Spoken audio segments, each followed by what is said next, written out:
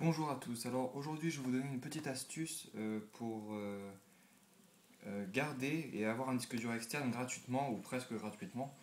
Donc tout simplement, il vous faut un ordinateur portable qui ne fonctionne plus. Voilà, un ordinateur portable qui ne fonctionne plus. Comme ça, on va prendre le disque dur, le mettre dans un boîtier que vous aurez acheté auparavant. Donc il vous faut un de 2,5, ça coûte un peu moins de 20 euros, je crois, le boîtier. Alors il y a deux types de boîtiers, parce qu'il y a deux types de disques durs, il y a les SATA et les IDE. Donc moi c'est un SATA, je vais vous expliquer comment choisir votre boîtier. Donc déjà il faut voir votre disque dur. Donc vous enlevez toutes les petites vis, donc moi il y en a là, etc. Bon j'ai déjà tout enlevé, hein, pour que ça aille plus vite dans la vidéo. Donc voilà, on enlève. Ici on voit les différents composants du disque dur, hein. Bon, ça va pas trop vous intéresser, c'est pas le but. Le plus important pour nous, c'est là, le disque dur. Donc il y a deux vis pour moi ici. Il faut bien regarder où elles sont les vis, hein. Donc il y en a une ici, là, et une là. Voilà, une fois que vous avez dévissé tout ça, il vous suffit de prendre le disque dur et de le décaler. Voilà, parce qu'en fait, il est connecté. Voilà. Donc là, vous regardez bien cet embout-là. Si votre disque dur a cet embout-là, c'est un SATA, un disque dur SATA, S-A-T-A. Si jamais il n'a pas cet embout-là, c'est un autre type de disque dur nommé IDE. Donc IDE. Donc ça c'est pour l'achat du boîtier, hein, il faut bien choisir. Donc moi c'est un SATA, donc ça ira bien dans ce boîtier-là. Par la suite, pour mettre dans ce boîtier, il faut qu'on enlève cette petite coque métallique autour. Donc on voit qu'il y a une vis là, une là, une là et une là. Donc on va les retirer. Voilà. Très important aussi, mettez vos vis dans un endroit où vous êtes sûr de les retrouver. Donc par exemple moi j'ai pris un petit boîtier rouge, hein, pour être sûr de bien les retrouver. Donc on dévisse tout, on met les vis à l'intérieur.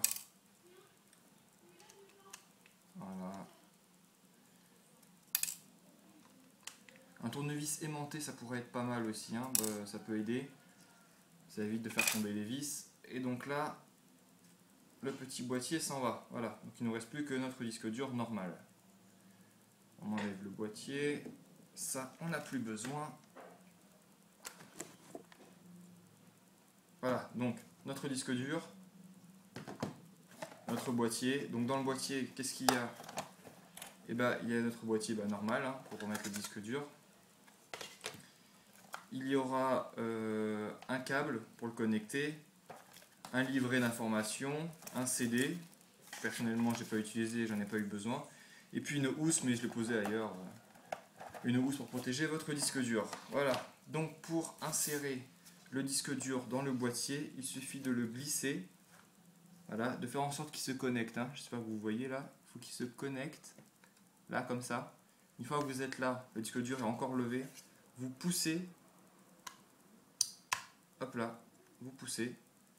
Et vous le mettez directement dedans. Voilà. Là, il est à l'intérieur. Vous refermez la boîte. Et vous avez un disque dur. Alors, je vais vous prouver qu'il marche, hein. Donc, on va aller sur l'ordinateur tout de suite.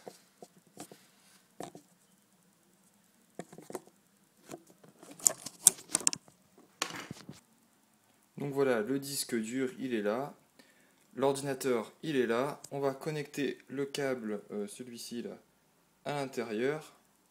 Donc on va le mettre là,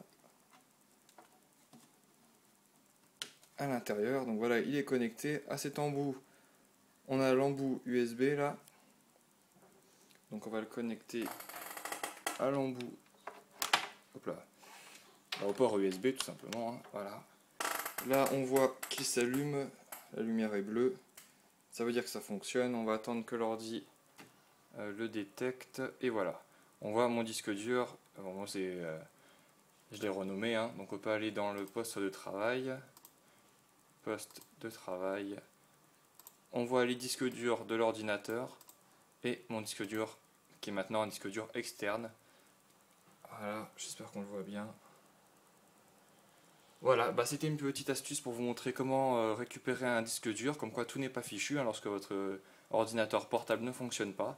Donc ça vous fait un disque dur externe qui vous aura coûté 20 euros quoi, à peu près, hein. Voilà, c'est une bonne solution. J'espère que ça vous a aidé. Au revoir à tous.